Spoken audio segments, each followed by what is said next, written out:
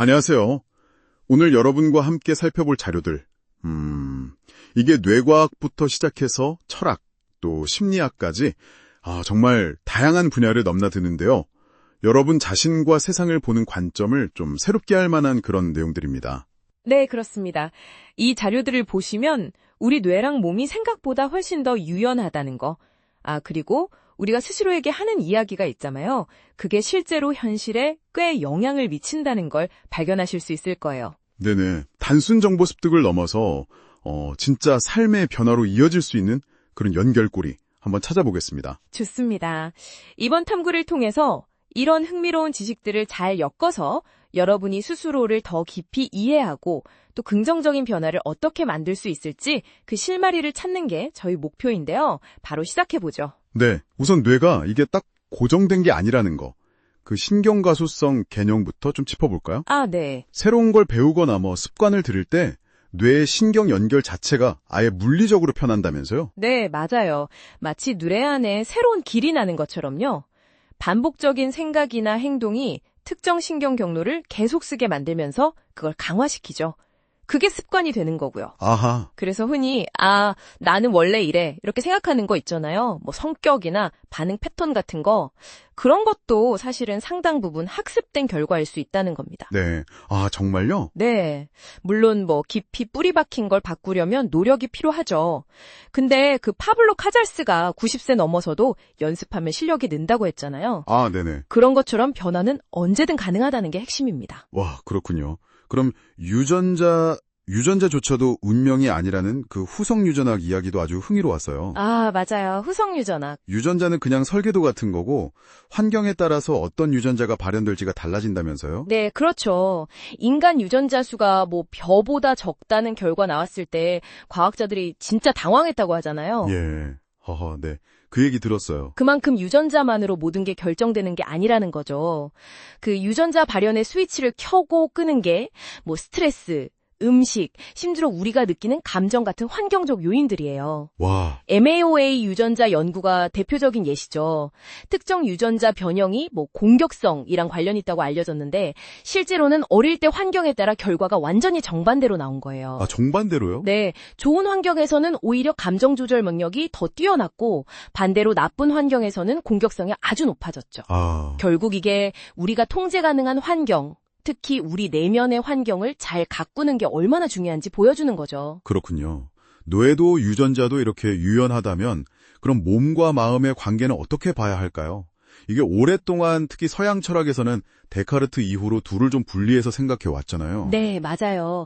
나는 생각한다, 고로 존재한다, 이런 명제처럼 마음이 우선이고 몸은 약간 부차적인 것, 이런 이원론이 좀 지배적이었죠. 네.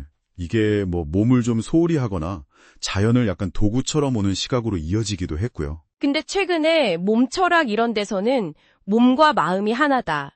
그리고 우리의 모든 경험은 사실 몸에서 비롯된다. 이렇게 강조하거든요.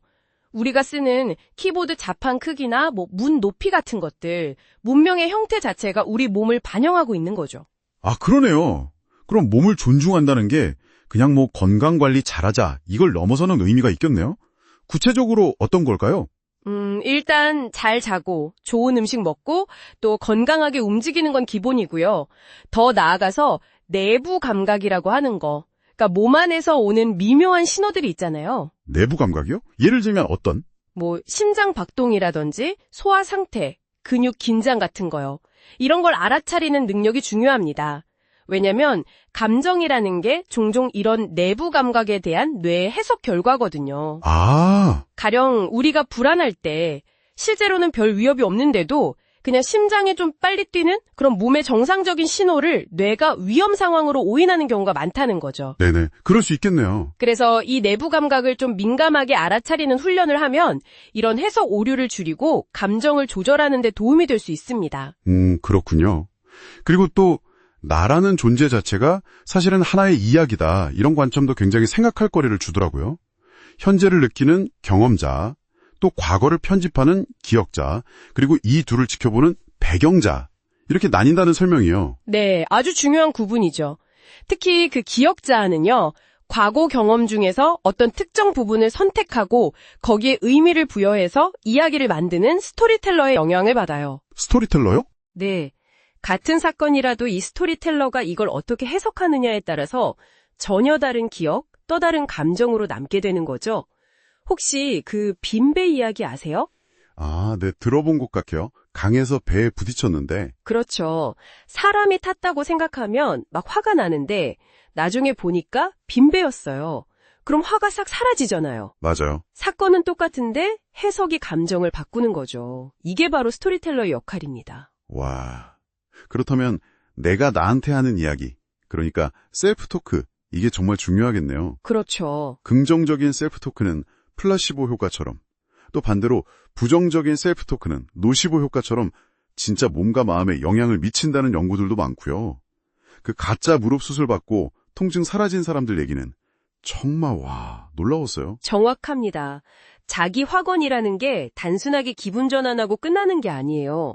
긍정적인 자기 확언이 스트레스 호르몬을 줄여서 세포 노화 속도, 그러니까 텔로미어 길이에 영향을 줘서 노화를 늦춘다거나 네. 세포 노화요. 네. 또 세포의 에너지 공장인 미토콘드리아 기능을 개선하는 등 이런 생물학적 변화까지 일으킬 수 있다는 증거들이 계속 쌓이고 있습니다. 와, 대단한데요? 여기서 아까 말씀드린 배경자아의 역할이 중요해지는 거죠.